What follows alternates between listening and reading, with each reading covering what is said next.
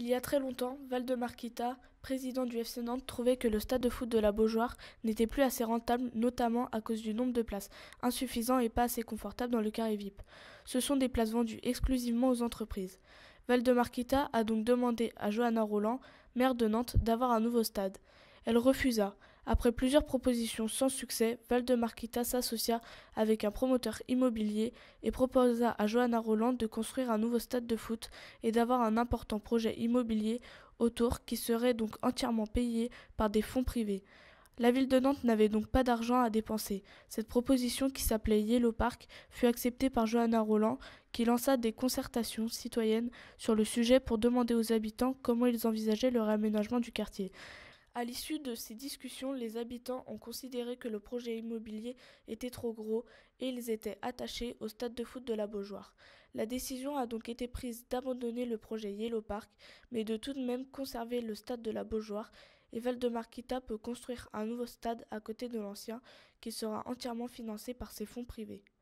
Nous sommes allés à la rencontre de Pascal Bollot, adjoint au maire de Nantes, et Julie Laernos, élue Écologie Les Verts, pour avoir leur point de vue sur le sujet. Je m'appelle Pascal Bollot, je suis premier adjoint au maire de Nantes et vice-président de Nantes Métropole. Et en tant que vice-président de Nantes Métropole, je suis chargé notamment des finances, de l'emploi, mais également du sport de haut niveau et des équipements métropolitains de sport de haut niveau.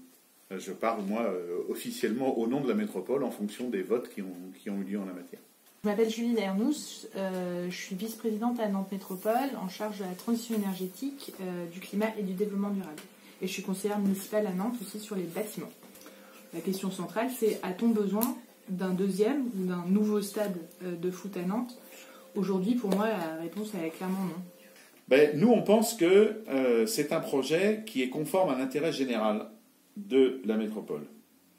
D'abord parce que un outil de stade moderne comme ça nous replace à égalité avec Bordeaux, avec Nice, avec Lille.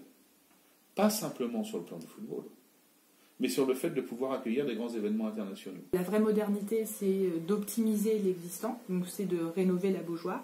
C'est possible avec pas d'argent public, puisqu'on peut augmenter le loyer au FC Nantes. Nous sommes candidats avec la Beaujoire aux Jeux Olympiques. Le site du CIO, du comité d'organisation, place toujours le stade de la Beaujoire en disant qu'il est très bien. Effectivement, il est très bien. Mais on sait aussi qu'il y a plus de stades candidats qu'il y aura de stades retenus. Et on sait très bien que si on veut être dans les stades retenus alors que tous les autres font du forcing, si ce n'est pas le nouveau stade, ce ne sera pas la Beaujoire. Parce que la Beaujoire ne peut plus rendre le niveau de service qu'on attend d'un stade aujourd'hui. Donc voilà, et c'est pour ça qu'on pense que si Nantes veut être une métropole européenne, Nantes doit avoir un équipement de ce type-là, et s'il est payé par le privé, très franchement, on vous fait un cadeau comme ça, et vous dites « non, j'en veux pas ». Je comprends pas.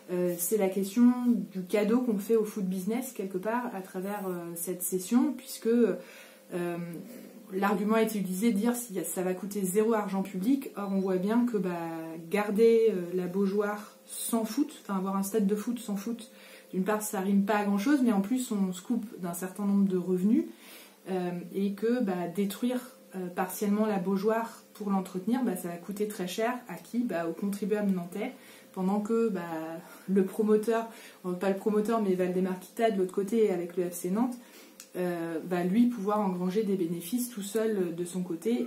Et son objectif, c'est très clair, c'est de revendre l'ensemble le plus rapidement possible pour se faire le maximum d'argent. Actuellement, la Beaujoire, c'est 1500 places commercialisables en VIP avec des prestations et un confort pas terrible. Le nouveau stade, ce serait 3500.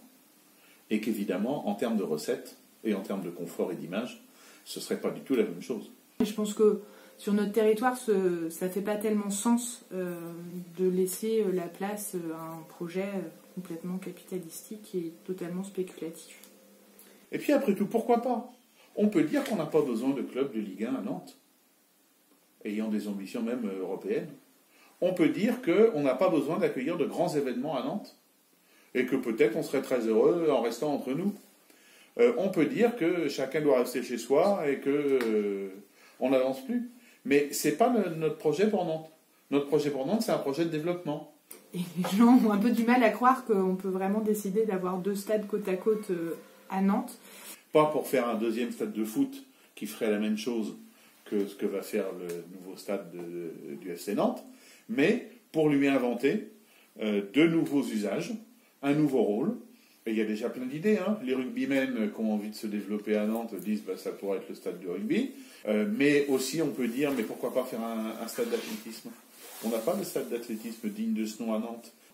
Et il y aura concertation sur la manière dont on aménagera le reste de la parcelle autour donc des 2 stades, qui devra rester très paysagère, sur laquelle il n'y aura pas de logement ni d'activité économique nouvelle. En fait, on voit bien, on densifie la ville, il y a de plus en plus d'habitants à Nantes, et donc on manque de place et de foncier, et donc gaspiller du foncier pour un stade qui paraît inutile. Moi, pour l'instant, je ne suis pas pour participer à la concertation, parce que la concertation, c'est que faire de la Beaujoire sans le foot. Moi, j'y crois pas, et je pense que avant de se projeter dans un nouveau projet, faut croire en le nouveau projet. Et moi aujourd'hui, je pense qu'il est extrêmement bancal. Il y a les élections dans un peu plus d'1 an maintenant. Je pense qu'il y a urgence à attendre et à faire en sorte que ça fasse partie d'un nouveau cycle et pas de se précipiter.